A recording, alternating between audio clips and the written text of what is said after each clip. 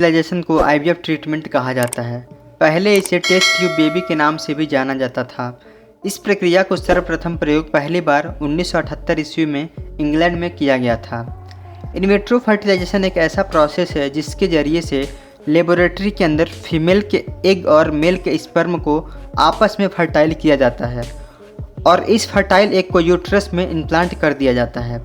IVF की ज़रूरत उन कपल्स को पड़ती है जिसमें से किसी एक व्यक्ति के फर्टिलिटी में प्रॉब्लम हो, जैसा कि ऐसी औरत जिनकी उम्र 40 साल से ऊपर हो गई हो तो इसकी फर्टिलिटी के चांसेस बहुत कम हो जाते हैं।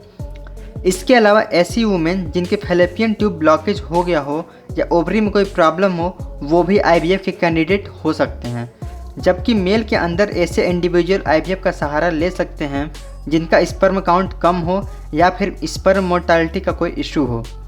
आइए आईवीएफ को समझने से पहले हम नॉर्मल फर्टिलाइजेशन के मैकेनिज्म को समझ लेते हैं। प्रत्येक मंथ में एक फीमेल के अंदर ओवरी से एक एग रिलीज होता है। ये एग ओवरी से रिलीज होने के बाद फैलोपियन ट्यूब में इंटर हो जाता है और इस दौरान अगर फीमेल का अपने मेल पार्टनर के साथ मीटिंग हो जाती है तो मेल से स्पर्म फीमेल वजाइना में रिलीज हो जाते हैं। ये स्पर्म मोटाइल होते हैं और वजाइना से यूट्रस की तरफ ट्रैवल करते हैं। वो स्पर्म तैरते हुए फैलोपियन ट्यूब में दाखिल हो जाती है और एग तक पहुंच करके स्पर्म एग के अंदर दाखिल हो जाती है।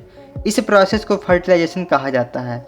अब ये फर्टाइल एग फैलोपियन ट्यूब से होता हुआ यूट्रस में इंडोमेट्रियल लाइन के साथ अटैच हो जाता है और फिर वहाँ ग्रो करने लगता है। अब जैसा कि हमने पहले ही डिस्कस कर लिया है कि कुछ वजह से कपल के अंदर नेचुरल फर्टिलाइजेशन डिस्टर्ब हो जाता है तो ऐसे कपल आईवीएफ का सहारा लेते हैं। तो आइए देखते हैं कि आईवीएफ का प्रोसेस कैसे परफॉर्म किया जाता है। दोस्तों, आईवीएफ के प्रोसेस को बेसिकली 5 स्टेप में परफॉर्म किया जाता है। Step number 1, stimulation. आमतौर पर एक फीमेल मंथली सिर्फ एक ही एग रिलीज करती है, जबकि आईवीएफ के लिए हमें मल्टीपल एग की ज़रूरत होती है और इसके लिए फीमेल को फर्टिलिटी ड्रग्स दी जाती है, जिसकी वजह से मल्टीपल सेल एक साथ मैच्योर होते हैं। मल्टीपल सेल इसीलिए यूज किए जाते हैं ताकि एम्ब्रियो डेवलप करने के चांसेस बढ़ जाएं। स्टेप नंबर 2, एग रिट्राइवल अर्थात ओवरी से एग को निकालना। इस स्टेप में एक सर्जिकल प्रोसेस के जरिए मैच्योर मल्टीपल एग को ऑब्स्ट्रैक्ट कर लिया जाता है, जिसमें आपका डॉक्टर अल्ट्रासाउंड की मदद से एक सक्सेशन नीडल के जरिए ओवरी से मैच्योर एग को रिट्राइव अर्थात निकाल लेता है। स्टेप नंबर 3, इंसेमिनेशन अर्थात मेल से स्पर्म को लेना। इसके बाद से मेल से मैस्टरबेशन या टेस्टिकुलर की सहायता से स्पर्म को कलेक्ट कर लिया जाता है और टेस्ट ट्यूब या पेट्री डिश में एग और स्पर्म को मिक्स किया जाता है।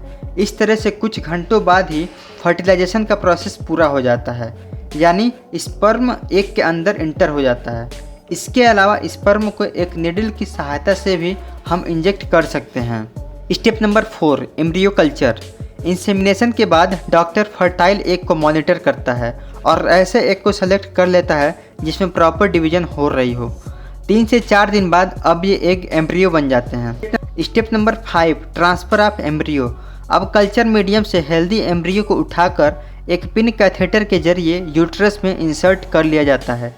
क्योंकि आईवीएफ के जरिए से एम्ब्रियो इम्प्लांटेशन के चांसेस कम होते हैं, इसीलिए अमूमन 2 से 3 एम्ब्रियो यूट्रस में इंसर्ट किए जाते हैं ताकि चांसेस ऑफ प्रेगनेंसी बढ़ जाए और इसीलिए आईवीएफ के जरिए से ट्विंस बच्चे पैदा होने के चांसेस ज़्यादा हो जाते हैं।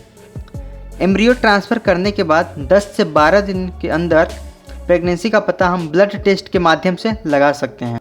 आशा करता हूं कि आपको इस वीडियो में दी गई जानकारी बहुत ही अच्छी लगी होगी। वीडियो में दी गई जानकारी अच्छी लगी हो तो अपने दोस्तों के साथ इस वीडियो को शेयर करें। चैनल पर नए हैं तो चैनल को प्लीज़ सब्सक्राइब करें और अपने दोस्तों के साथ शेयर करें। तो चलिए मिलेंगे हम ऐसे ही अगले एक शानदार वीडियो में। तब तक के लिए keep learning and keep exploring your self. Have